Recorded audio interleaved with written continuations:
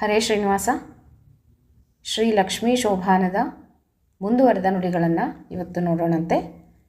ಮೊದಲಿಗೆ ಶ್ರೀ ವಾದಿರಾಜ ಗುರುಗಳಲ್ಲಿ ಹಾಗೆಯೇ ಲಕ್ಷ್ಮೀನಾರಾಯಣರಲ್ಲಿ ವಂದಿಸುತ್ತಾ ಲಕ್ಷ್ಮೀ ಶೋಭಾನವನ್ನು ಶುರು ಮಾಡ್ತಾ ಇದ್ದೀನಿ. ಶೋಭಾನವೆನ್ನೀರೆ ಸುರರೋಳು ಸೊಬಗನಿಗೆ, ಶೋಭಾನವೆನ್ನೀ ಸುಗುಣನಿಗೆ, ಶೋಭಾನವೆನ್ನೀರೆ ತ್ರಿವಿಕ್ರಮರಾಯಗೆ, ಶೋಭಾನವೆನ್ನೀ ಸುರಪ್ರಿಯಗೆ ಶೋಭಾನೇ. ರಮ್ಮೆ ದೇವಿಯರನ್ನಪ್ಪಿಕೊಂಡಿಪ್ಪುದು ರಮ್ಮೆ ಅರಸಗೆ ರತಿ ಕಾಣಿರೋ, ಅಮೋಘ ವೀರ್ಯವು ಚಳಿಸದರೆ ಪ್ರಳಯದಲ್ಲಿ ಕುಮಾರರ್ಯಾಕೆ ಜನಿಸಾರು ಶೋಭಾನೇ. ಏಕತ್ರ ನಿರ್ನಿತ್ರ ಶಾಸ್ತ್ರಸ್ತ್ರ ಪರತ್ರಾಪಿ ಬೇಕೆಂಬ ನ್ಯಾಯವ ತಿಳಿದುಕೋ, ಶ್ರೀಕೃಷ್ಣನೊಬ್ಬನೇ ಸರ್ವದೋಷಕ್ಕೆ ಸಿಲುಕನೆಂಬುದು ಸಲಹಲಿಕ್ಕೆ ಶೋಭಾನೇ. ಸ್ನೇಹಿತರೆ, ಇವತ್ತು 36 ಮತ್ತು 37ನೇ ನುಡಿಯನ್ನು ನೋಡ್ತಾ ಹೋಗೋಣಂತೆ.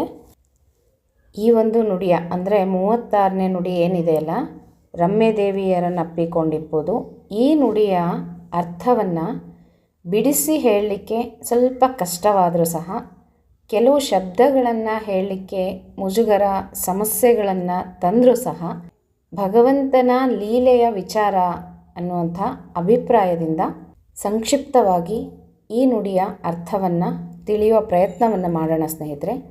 ಬಹುಶಃ ನಾನು ಹೇಳೋದು ನಿಮಗೆ ಅರ್ಥ ಆಗುತ್ತೆ ಅಂತ ನಾನು ಭಾವಿಸಿಬಿಟ್ಟು ಸಂಕ್ಷಿಪ್ತವಾಗಿ ತಿಳಿಸ್ತೀನಿ. ಈಗ ಇದರ ಅರ್ಥವನ್ನು ತಿಳಿತಾ ಹೋಗೋಣಂತೆ. ಭಗವಂತ ಪ್ರಳಯ ಕಾಲದಲ್ಲಿ ರಮಾದೇವಿಯರನ್ನು ಅಪ್ಪಿಕೊಂಡು ಅಂದರೆ ಆಲಿಂಗನ ಮಾಡಿಕೊಂಡು ಮಲಗಿರ್ತಾನೆ ಅಂತ ನಾವು ಹಿಂದಿನ ವಿಡಿಯೋಗಳಲ್ಲಿ ತಿಳ್ಕೊಂಡ್ವಿ. ಹಾಗೆ ರಮಾದೇವಿಯರನ್ನು ಅಪ್ಪಿಕೊಂಡ್ರೆ ಭಗವಂತನಿಗೆ ಅಲ್ಲಿ ರತಿಯನ್ನು ಅನುಭವಿಸಿದರೆ ಯಾಕೆ ಮತ್ತೆ ಆ ಕಾಲದಲ್ಲಿ ಮಕ್ಕಳಾಗೋದಿಲ್ಲ ಭಗವಂತನಿಗೆ ಅಂತ ಇಲ್ಲಿ ವಾದಿರಾಜರು ಕೇಳ್ತಾ ಇದ್ದಾರೆ. ಯಾಕೆ ಆಗಲಿಲ್ಲ ಮಕ್ಕಳಾಗಬೇಕಿತ್ತಲ್ವಾ, ಯಾಕೆ ಆಗಲಿಲ್ಲ ಅಂತ. ಪ್ರಳಯ ಕಾಲದಲ್ಲಿ ರಮೆಯನ್ನು ಅಪ್ಪಿಕೊಂಡು ಲಕ್ಷ್ಮೀದೇವಿಯನ್ನು ಆಲಿಂಗನ ಮಾಡಿಕೊಂಡು ಮಲಗುವ ಭಗವಂತ ತನಗೆ ಕಾಮ ಇದೆ ಅಂತ ಒಪ್ಪಿಕೊಳ್ಳೋದಿಲ್ಲ ಅಂತೆ. ನೋಡ್ರಿ, ಭಗವಂತ ಒಪ್ಕೊಳ್ಳೋದಿಲ್ಲಂತೆ. ನನಗೆ ಕಾಮ ಇದೆ, ನಾನು ರತಿ ಕ್ರೀಡೆ ಮಾಡಲಿಕ್ಕಾಗಿಯೇ ನನ್ನ ಹೆಂಡತಿಯನ್ನು ಆಲಿಂಗನ ಮಾಡ್ಕೊಂಡಿದ್ದೀನಿ, ನನಗೆ ಕಾಮ ಇದೆ ಅಂತ ಭಗವಂತ ಒಪ್ಪಿಕೊಳ್ಳೋದಿಲ್ಲ ನೋಡ್ರಿ.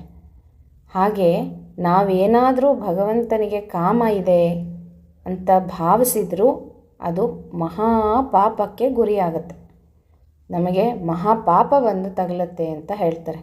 ಹಾಗಾಗಿ ನಾವು ಆ ಥರ ತಪ್ಪು ಭಾವನೆಯನ್ನು ಭಗವಂತನ ಮೇಲೆ ಇಟ್ಕೋಬಾರ್ದು. ಭಗವಂತ ಕಾಮ ಇದೆ ಭಗವಂತನಿಗೆ, ಅದಕ್ಕೋಸ್ಕರ ಈ ರೀತಿ ಆಲಿಂಗನ ಮಾಡಿಕೊಂಡಿದ್ದ ಅಂತ ನಾವು ಯಾವತ್ತೂ ತಪ್ಪು ಕಲ್ಪನೆಯನ್ನು ತಪ್ಪು ಭಾವನೆಯನ್ನು ಬಾಯಿಂದ ಸಹ ಮಾತಾಡಬಾರ್ದು ಅಂತ ಹೇಳ್ತಾರೆ. ಯಾರು ಕಾಮಾದಿಗಳನ್ನು ಬಿಟ್ಟು ಅಂದರೆ ಹೆಂಡತಿ, ಮಕ್ಕಳು, ದುಡ್ಡು, ಆಸ್ತಿ, ಸಂಪತ್ತು ಎಲ್ಲದರ ಆಸೆಯನ್ನು ಬಿಟ್ಟು ಭಗವಂತನ ಧ್ಯಾನವನ್ನು ಮಾಡ್ತಾನೋ ಅಂಥವರಿಗೆ ಭಗವಂತ ಬೇಗ ಒಲಿತಾನೆ. ಯಾಕೆ? ಈಗ ಸನ್ಯಾಸಿಗಳನ್ನು ನಾವು ನೋಡ್ತೀವಲ್ವ, ಸ್ವಾಮಿಗಳು ಅಂತ ಹೇಳ್ತೀವಿ. ಯಾಕೆ ಅವರು ಭಗವಂತನನ್ನು ಒಲಿಸ್ಕೊಂಡ್ಬಿಟ್ಟಿರ್ತಾರೆ? ಭಗವಂತ ಸನ್ಯಾಸಿಗಳು ಹೇಳಿದ ಹಾಗೆ ಕುಣಿತಾನಂತೆ. ನೋಡ್ರಿ, ಕುಣಿತಾನಂತೆ ಭಗವಂತ. ಯಾಕೆ? ಅವರು ಭಗವಂತನ ಸೇವೆಗಾಗಿ ತಮ್ಮ ದೇಹವನ್ನು ಮೀಸಲಿಟ್ಟಿರ್ತಾರೆ. ಪ್ರತಿ ಘಳಿಗೆ ಪ್ರತಿ ಕ್ಷಣ ಭಗವಂತನ ಧ್ಯಾನ, ಭಗವಂತನಿಗೋಸ್ಕರ ಜೀವನ ಎಲ್ಲವನ್ನೂ ತ್ಯಾಗ ಮಾಡಿಬಿಟ್ಟಿರ್ತಾರೆ. ಬಂಧು ಬಳಗ, ಸಂಸಾರ, ತಂದೆ ತಾಯಿ ಪ್ರತಿಯೊಂದನ್ನು ಅವರು ತ್ಯಾಗವನ್ನು ಮಾಡಿ ಕೊನೆಗೆ ಅವರು ಸನ್ಯಾಸತ್ವ ತಗೊಳ್ಳುವಾಗ ತಮ್ಮ ಪಿಂಡವನ್ನು ತಾವೇ ಇಟ್ಕೊಂಬಿಟ್ಟಿರ್ತಾರಂತೆ. ಹಾಗೆ ಅವರ ದೇಹದ ಮೇಲೆ ಅವರಿಗೇನೇ ವ್ಯಾಮೋಹ ಇರೋದಿಲ್ಲ, ತಮ್ಮ ದೇಹದ ಮೇಲೆ ತಮಗೆ ವ್ಯಾಮೋಹ ಅನ್ನೋದೇ ಇಟ್ಕೊಳ್ಳೋದಿಲ್ಲ ಸನ್ಯಾಸಿಗಳು.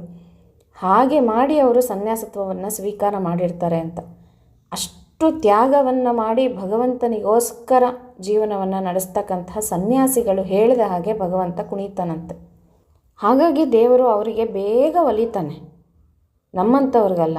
ನಾವು ಪ್ರತಿನಿತ್ಯ ಬೆಳಗ್ಗೆ ಎದ್ದರೆ ರಾತ್ರಿ ತನಕನೂ ಆಸೆ, ದುರಾಸೆ, ಅಭಿಲಾಷೆ, ಕಾಮ, ಬಯಕೆ ಇದೆಲ್ಲ ನಮ್ಮಲ್ಲಿ ತುಂಬಿ ತುಳುಕ್ತಾ ಇದೆ. ಎಲ್ಲೋ 1 ಗಂಟೆ ಭಗವಂತನ ಮುಂದೆ ಕೂತ್ಕೊಂಡು ಧ್ಯಾನ, ಇನ್ನೊಂದು ಮತ್ತೊಂದು ಪಾರಾಯಣ ಮಾಡ್ಕೊತೀವಿ. ಆ ಒಂದು ಮಾಡುವ ಸಮಯದಲ್ಲೂ ನಮ್ಮ ಮನಸ್ಥಿತಿ ನಮ್ಮ ಹತ್ರನೇ ಇರೋದಿಲ್ಲ.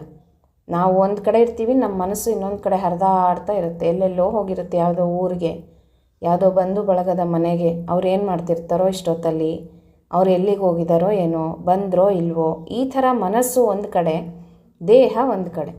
ಹೀಗೆ ನಮ್ಮ ಮನಸ್ಸು ಹರಿದಾಡ್ತಾ ಇರುತ್ತೆ. ನಮ್ಮ ಮನಸ್ಸೇ ನಮ್ಮ ಹತ್ರ, ನಮ್ಮ ಮಾತು ಕೇಳಲ್ಲ, ನಮ್ಮ ಹತ್ರ ಇರೋದಿಲ್ಲ ಸ್ಥಿರವಾಗಿ. ಹೀಗಿದ್ದಾಗ ಭಗವಂತನನ್ನು ನಾವು ಹೇಗೆ ಒಲಿಸ್ಕೊಳ್ಳೋದಕ್ಕೆ ಸಾಧ್ಯ ಅಲ್ವಾ? ಅತ್ಯಂತ ಕಷ್ಟವಾದದ್ದು.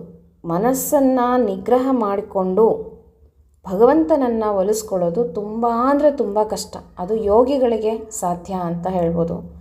ಹಾಗಾಗಿ ಹೇಳೋದು ನಾವು ಯಾವುದಾದ್ರೂ ಏನಾದರೂ ಮಾಡ್ತಾ ಇರುವಾಗ ಭಕ್ತಿ ಮಾಡಬೇಕು, ಭಕ್ತಿ ಮಾಡಬೇಕು, ಭಕ್ತಿ ಮಾಡಬೇಕು ಅಂತಂದರೆ ಭಕ್ತಿ ಹೇಗೆ ಮಾಡಬೇಕು? ಭಗವಂತನಲ್ಲಿ ನಾವು ಲೀನರಾಗಿಬಿಡಬೇಕು. ಅಲ್ಲಿ ಮನಸ್ಸನ್ನು ಹಿಡಿದು ಇಟ್ಕೊಂಡು ಭಗವಂತನಲ್ಲಿ ನಾವು ಧ್ಯಾನ ಮಾಡಿದ್ರೆ ಮಾತ್ರ ನಮಗೆ ಅದು ಫಲ ಸಿಗುತ್ತೆ. ಹಾಗೆ ಆ ಥರ ಮಾಡೋದು ತುಂಬ ಕಷ್ಟ ಮನುಷ್ಯರು ಅಂತ. ಹಾಗೆ ಭಗವಂತ ರಮಾದೇವಿಯನ್ನು ಯಾಕೆ ಅಪ್ಕೊಂಡಿದ್ದ? ಅವನಿಗೆ ಕಾಮ ಇಲ್ಲ ಅಲ್ವಾ? ಕಾಮ ಇಲ್ಲ ಅಂತ ನಾವು ಹೇಳ್ತಾರೆ.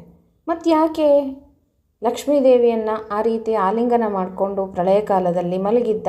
ಕಾಮ ಇಲ್ಲದ ಮೇಲೆ ಆಲಿಂಗನ ಮಾಡ್ಕೋಬಾರ್ದಲ್ಲ ಅಂತ ಹೇಳಿ ಯೋಚನೆ ಬರುತ್ತೆ ಅಲ್ವಾ ಸ್ನೇಹಿತರೆ? ಮತ್ತು ಕೆಲವರೆಲ್ಲ ಹೇಳ್ತಾ ಇರ್ತಾರೆ, ಭಗವಂತ ಸೃಷ್ಟಿ ಸ್ಥಿತಿ ಕಾಲಗಳಲ್ಲಿ ಎಲ್ಲ ಜೀವ ಜಂತು ಮನುಷ್ಯರು ಪ್ರಾಣಿ ಪಕ್ಷಿ ಎಲ್ಲವನ್ನ ಸೃಷ್ಟಿ ಮಾಡ್ತಾನೆ ಅಲ್ವಾ? ಎಲ್ಲವನ್ನ ಭಗವಂತನೇ ಸೃಷ್ಟಿ ಮಾಡೋದು. ಹೀಗೆ ಸೃಷ್ಟಿಯನ್ನು ಮಾಡುವಂಥ ಕಾಲದಲ್ಲಿ ತುಂಬ ಬ್ಯುಸಿ ಇರ್ತಾನೆ ಭಗವಂತ. ಅವನಿಗೆ ಪುರ್ಸೊತ್ತು ಟೈಮು ಅನ್ನೋದೇ ಸಿಗೋದಿಲ್ಲ. ಹಾಗೆ ಬಿಡುವಿಲ್ಲದ ಸಮಯದಲ್ಲಿ ಭಗವಂತ ಇಷ್ಟೆಲ್ಲ ಕೆಲಸಗಳನ್ನು ಮಾಡ್ತಾ ಇರ್ತಾನಲ್ಲ, ಮಡದಿಯೊಟ್ಟಿಗೆ ಆಲಿಂಗನ ಮಾಡ್ಕೊಳ್ಳೋದಕ್ಕೂ ಸಮಯ ಇರೋದಿಲ್ಲ. ಹಾಗಾಗಿ ಪ್ರಳಯ ಕಾಲದಲ್ಲಿ ಭಗವಂತ ಲಕ್ಷ್ಮೀದೇವಿಯನ್ನು ಅಪ್ಪಿಕೊಂಡು ಮಲಗಿರ್ತಾನೆ ಅಂತ ನಾವು ಕೆಲವು ಕಡೆ ಕೇಳ್ತೀವಿ.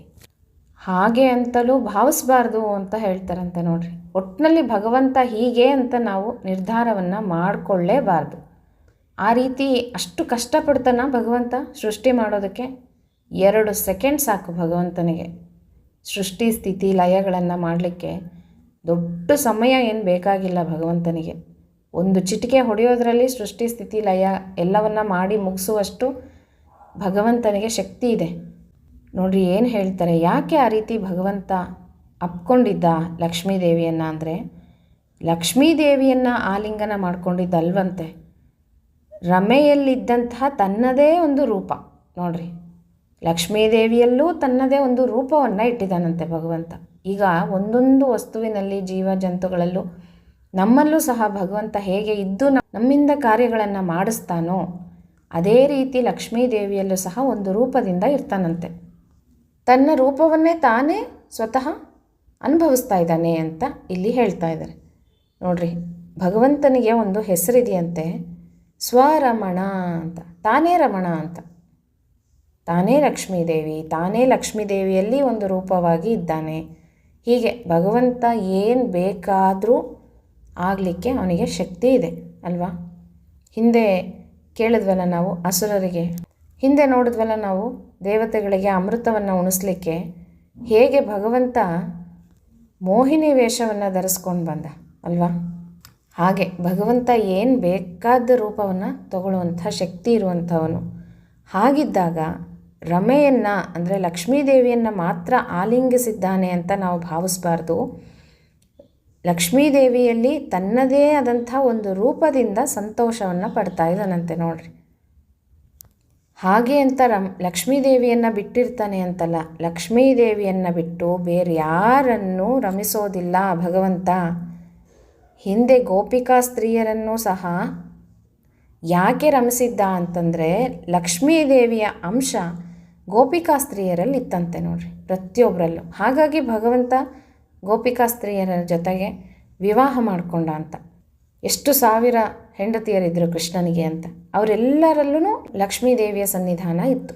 ಹಾಗೆ ಬೇರೆ ಯಾರೂ ಭಗವಂತನೊಟ್ಟಿಗೆ ರಮಿಸಲು ಸಾಧ್ಯವೇ ಇಲ್ಲ. ನಮ್ಮೆಲ್ಲರಂತೆ ಭಗವಂತನಿಗೆ ಕಾಮಾದಿಗಳ ವಿಕಾರಗಳಿಲ್ಲ.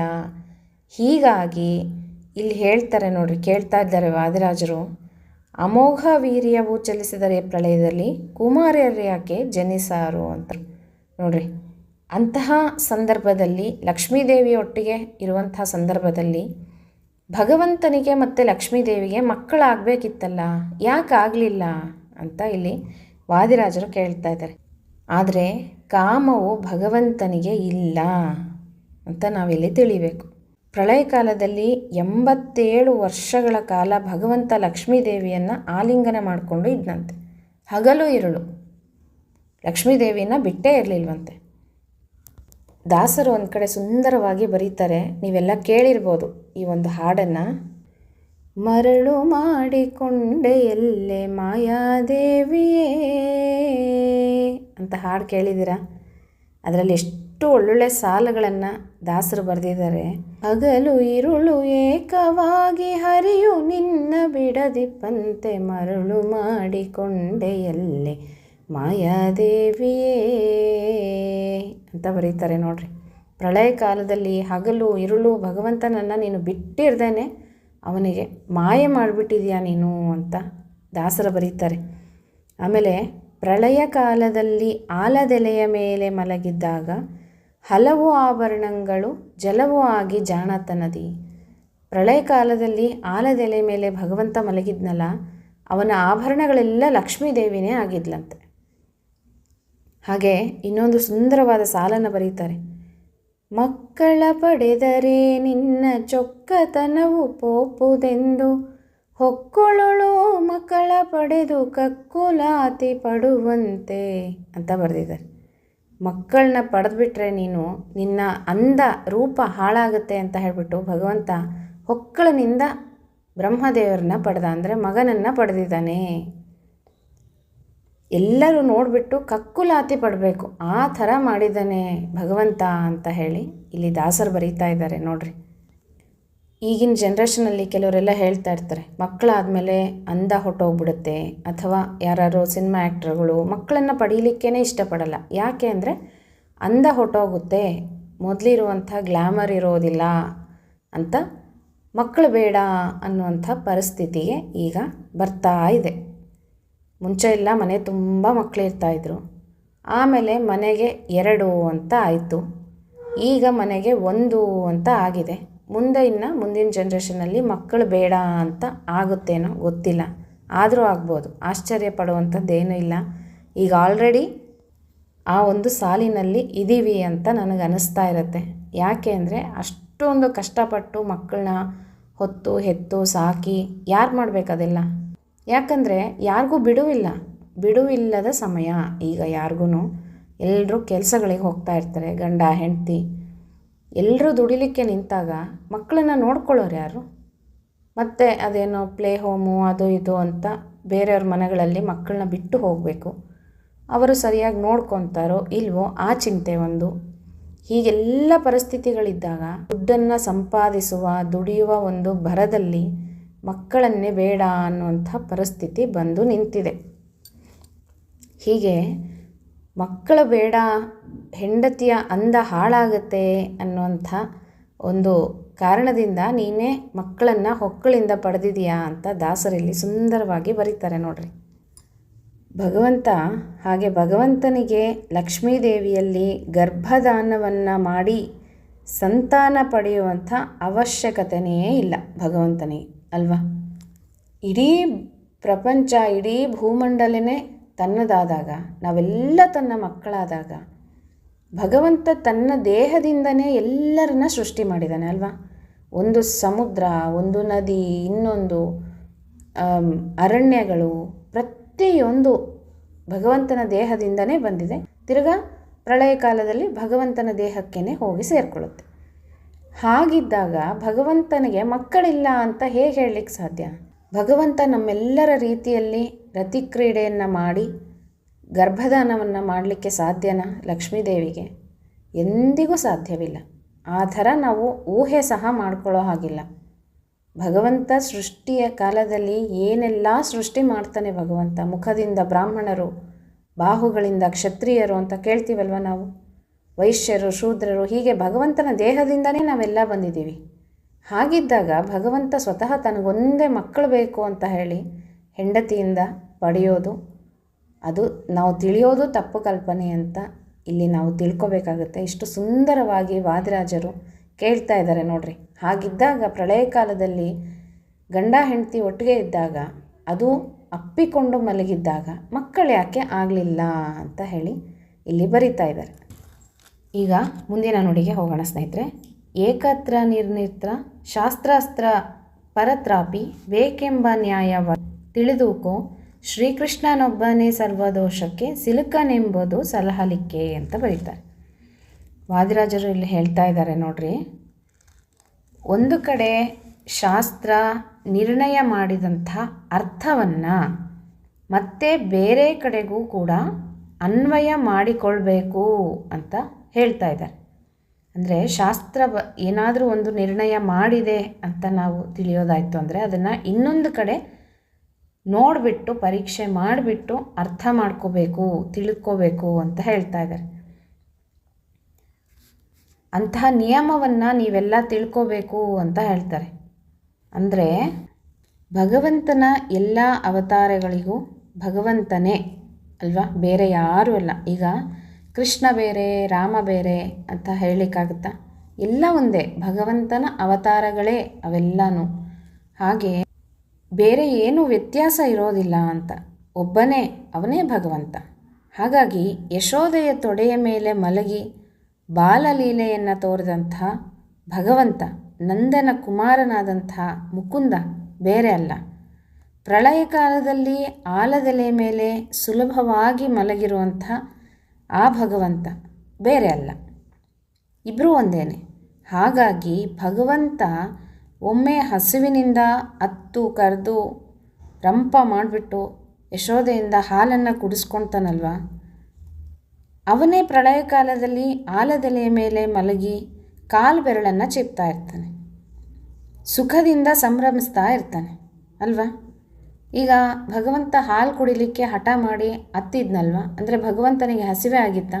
ಇಲ್ಲ, ನಾಟಕವನ್ನು ಮಾಡಿರ್ತಾನೆ. ಹಾಗೆ ಭಗವಂತ ಪ್ರಳಯ ಕಾಲದಲ್ಲಿ ಕಾಲು ಬೆರಳನ್ನು ಚಿಪ್ತಾ ಇದ್ನಲ್ವ, ಅವಾಗ ಹಸಿವಾಗಿತ್ತಾ? ಇಲ್ಲ, ಅದನ್ನು ಸಹ ನಾವು ತಿಳ್ಕೊಂಡ್ವಿ ಹಿಂದಿನ ವಿಡಿಯೋಗಳಲ್ಲಿ. ಹಾಗೆ ಒಂದು ಕಡೆ ಬಂದಂಥ ನ್ಯಾಯವನ್ನು ಮತ್ತೊಂದು ಕಡೆ ತಿಳಿದುಕೋಬೇಕು ಅಂಥ ಪ್ರಯತ್ನವನ್ನು ಮಾಡಬೇಕು ಅಂತ ಇಲ್ಲಿ ಹೇಳ್ತಾ ಇದ್ದಾರೆ. ಈಗ ಕೆಲವ್ರು ಹೇಳ್ತಾ ಇರ್ತಾರೆ, ನನಗೆ ರಾಮದೇವರಂದರೆ ಇಷ್ಟಪ್ಪ, ಕೃಷ್ಣದೇವರಂದರೆ ಅಷ್ಟೊಂದೇನು ನನಗೆ ಭಕ್ತಿ ಬರೋದಿಲ್ಲ, ಇಷ್ಟ ಇಲ್ಲ ಅಂತ ಹೇಳ್ತಿರ್ತಾರೆ ಕೆಲವರು. ಸುಮ್ಮನೆ ಹಾಗೆ ಮಾತಾಡ್ತಾರೆ, ನಂಗೆ ರಾಮದೇವರಂದರೆ ತುಂಬ ಇಷ್ಟ ಅಂತ. ಮತ್ತು ರಾಮ ಬೇರೆ ಕೃಷ್ಣ ಬೇರೆನಾ? ಇಲ್ವಲ್ಲ, ಆ ಥರ ಭಾವಿಸ್ಬೇಡ್ರಿ ಅಂತ ಹೇಳ್ತಾ ಇದ್ದಾರೆ ಇಲ್ಲಿ ವಾದಿರಾಜರು. ಹಾಗೆ ರಾಮದೇವರು ಬೇರೆ ಕೃಷ್ಣ ಬೇರೆ ಅಂತ ನಾವೇನಾದರೂ ಭಾವಿಸಿದರೆ ಅದು ತಪ್ಪು ಅಂತ ಹೇಳ್ತಾ ಇದ್ದಾರೆ. ರಾಮ ಕೃಷ್ಣ ಎಲ್ಲನೂ ಭಗವಂತನ ರೂಪಗಳೇ ಆಗಿದ್ದಾವೆ ಅಂತ ನಾವು ಭಾವಿಸ್ಬೇಕು. ದೇವರಲ್ಲಿ ಭೇದವನ್ನು ಮಾಡೋದು, ಜೀವರಲ್ಲಿ ಭೇದವನ್ನು ಮಾಡದೇ ಇರೋದು, ಇದು ಎರಡೂ ತಪ್ಪು ಅಂತ ಹೇಳ್ತಾರೆ.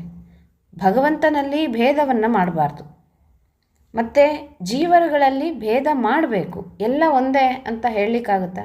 ಜೀವರುಗಳು ಇವಾಗ ನಾವು ಪ್ರಾಣಿಗಳು ಒಂದೇನಾ? ಮನುಷ್ಯರು ಪ್ರಾಣಿಗಳು. ಜೀವರುಗಳಲ್ಲಿ ಭೇದವನ್ನು ಮಾಡಬೇಕು, ಭಗವಂತನಲ್ಲಿ ಮಾತ್ರ ಭೇದವನ್ನು ಮಾಡಬಾರ್ದು ಅಂತ ಶಾಸ್ತ್ರ ಹೇಳುತ್ತೆ. ಹಾಗಾಗಿ ಭಗವಂತನೇ ಕೃಷ್ಣ, ರಾಮನೂ ಭಗವಂತನೇ. ಹೀಗೇನಾದರೂ ನಾವು ತಪ್ಪು ತಿಳಿದು ಭಗವಂತನಲ್ಲಿ ಭೇದಗಳನ್ನು ಮಾಡಿದ್ರೆ ಮತ್ತಷ್ಟು ದೋಷಕ್ಕೆ ನಾವು ಗುರಿ ಆಗ್ತೇವೆ ಅಂತ ಹೇಳಿ ಇಲ್ಲಿ ಕೊನೆಯದಾಗಿ ಬರೀತಾರೆ ನೋಡ್ರಿ. ಶ್ರೀಕೃಷ್ಣನೊಬ್ಬನೇ ಸರ್ವದೋಷಕ್ಕೆ ಸಿಲುಕನೆಂಬುದು ಸಲಹಲಿಕೆ ಅಂತ ಬರೀತಾರೆ. ಹಾಗೇನಾದರೂ ನಾವು ಭಗವಂತನಲ್ಲಿ ಭೇದಗಳನ್ನು ಮಾಡಿದ್ರೆ ಸರ್ವದೋಷಕ್ಕೆ ನಾವು ಸಿಲುಕಿ ಬಿಡ್ತೀವಿ ಅನ್ನುವಂಥ ಅರ್ಥ ಈ ನುಡಿಯಿಂದ ನಾವು ತಿಳ್ಕೊಬೇಕಾಗತ್ತೆ. ಇದಿಷ್ಟು ಇವತ್ತು 2 ನುಡಿಗಳ ಅರ್ಥವನ್ನು ತಿಳಿಸ್ಲಿಕ್ಕೆ ಪ್ರಯತ್ನ ಮಾಡಿದ್ದೀನಿ ಸ್ನೇಹಿತರೆ. ಮುಂದಿನ ನುಡಿಗಳಿಗೆ ಮತ್ತೆ ನಾಳೆಯಿಂದ ನೋಡ್ತಾ ಹೋಗೋಣ ಅಂತ ಹೇಳ್ತಾ ಮತ್ತೆ ಸಿಗ್ತೀನಿ. ಹರೇ ಶ್ರೀನಿವಾಸ.